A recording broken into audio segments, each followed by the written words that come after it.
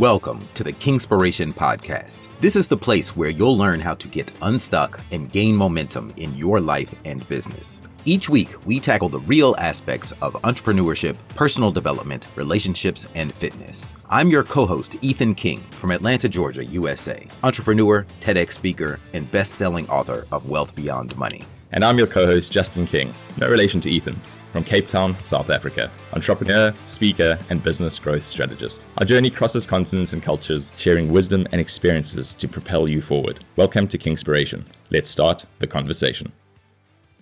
All right, so Justin, you and I were just talking about how do we incentivize our staff? A lot of times in business, people always ask, how do I incentivize my sales team to do more?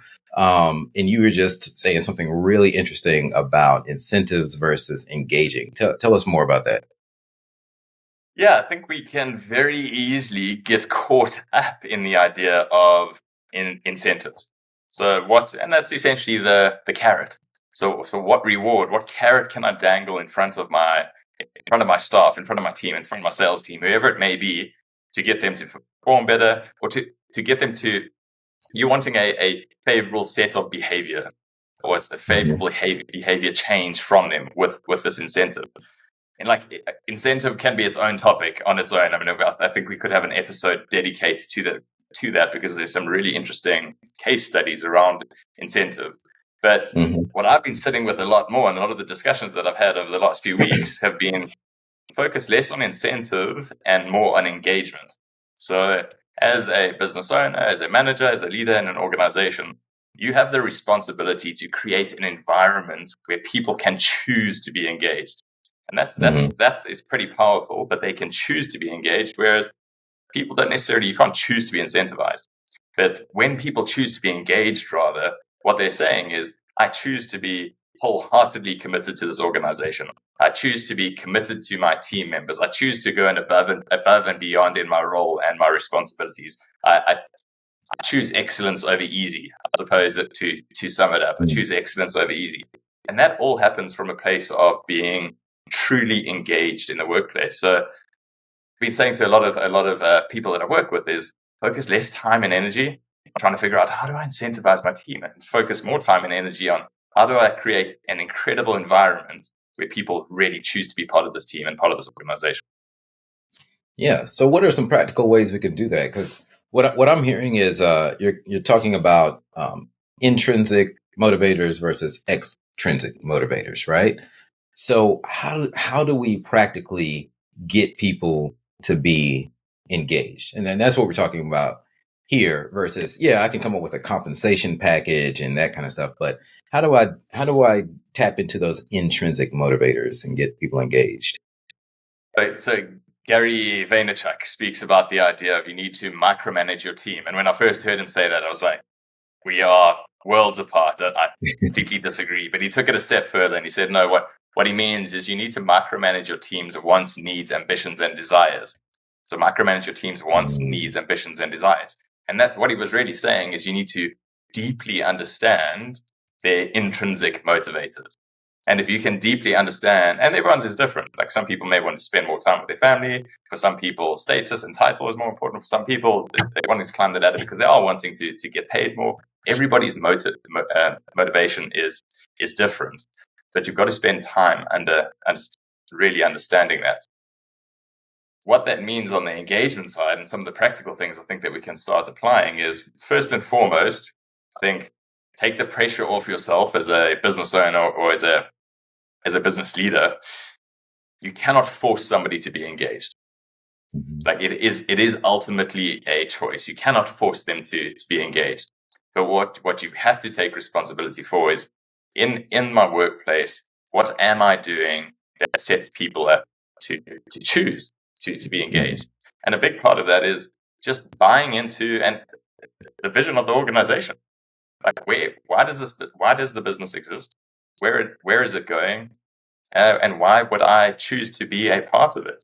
So a big part is really just clarifying a person's role, a person's responsibilities, where they fit into the bigger meaning of the organization. I always think about JFK's story and speaking to the janitor at NASA. And when the janitor was asked what his role was at NASA, and he said, I'm helping to put a man on the moon.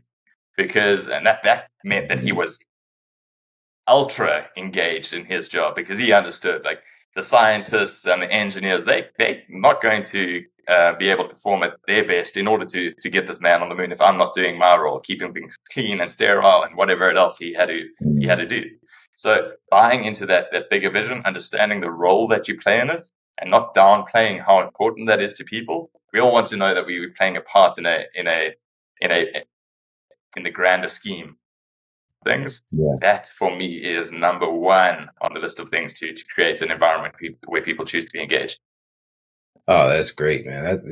I hadn't heard that story about the janitor. That's really powerful. And it makes me think about, we were just talking offline about our favorite show, some of our favorite shows, and these inspiring locker room halftime talks that you hear the coach give the team in shows like Ted Lasso and Friday Night Lights. And how can we implement some of that in our business? And like what you just said, like the talk to the janitor is something that you can talk about to every person on your team. Like every single one of you plays a part, an important part in this mission. So, how can we implement more of those locker room talks, those halftime motivational talks? And then you said something earlier when we were offline about inspiring versus motivating.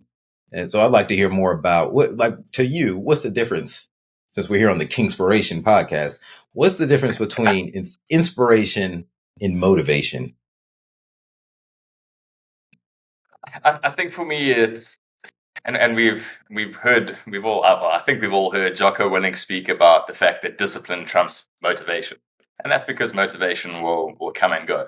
So you're always going to get better results if you're disciplined around something, rather than you're waiting to always be inspired, to always be motivated, because that's not always going to be the case.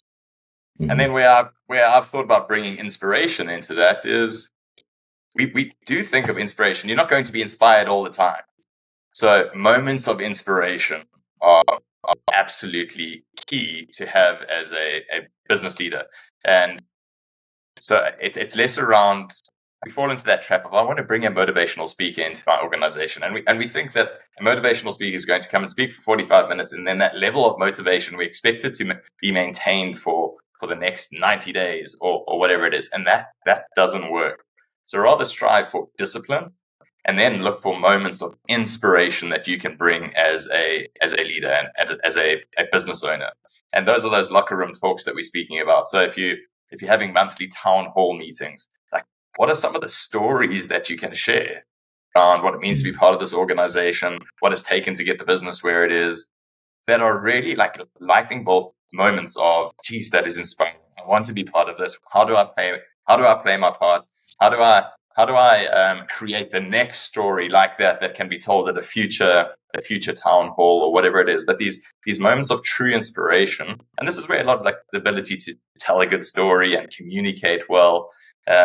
Very often you hear that the big difference between a manager and a true leader is this ability to communicate well.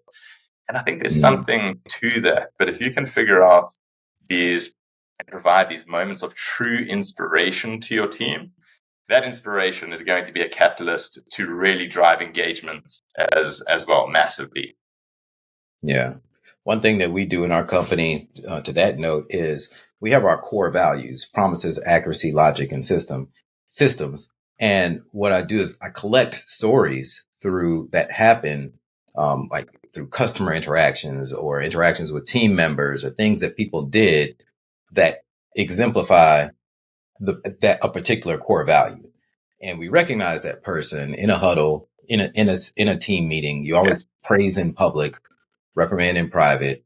And we got batons made. Like, how when you're running a relay race in track, you pass the baton.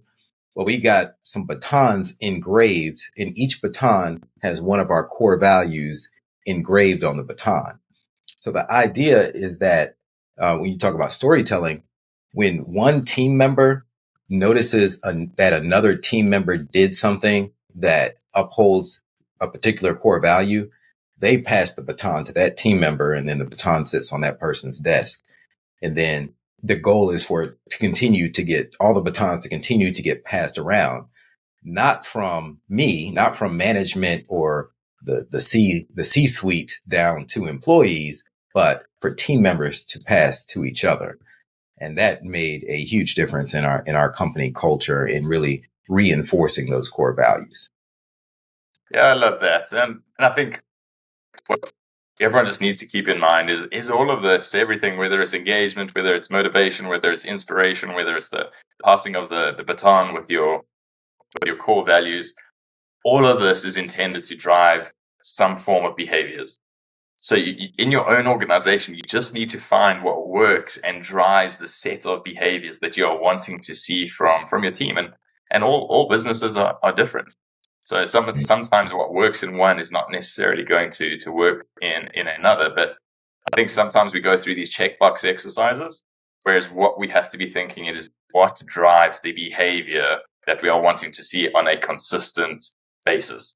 And then it's a bit of trial and error after that.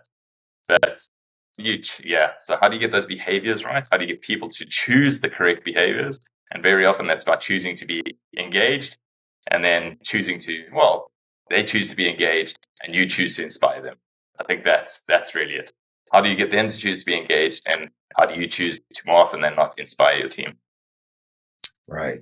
And there's no better inspiration, like you said, than storytelling. So go out there, start collecting stories that uphold your company's core values that you can pass on and inspire your team to get the results that we all want to see happen. That's a wrap for today's episode of Kingspiration. We hope this conversation sparked insights to ignite action in your life and business. We're on this journey together, sharing our challenges and successes to help all of us take the next step towards building momentum and ultimately reaching our goals. If you found value in today's episode, please share it with someone else who might benefit and leave us a 5-star review. And remember to hit subscribe so you don't miss out on our weekly conversations. Until next time, keep rolling, keep growing, and keep being inspired.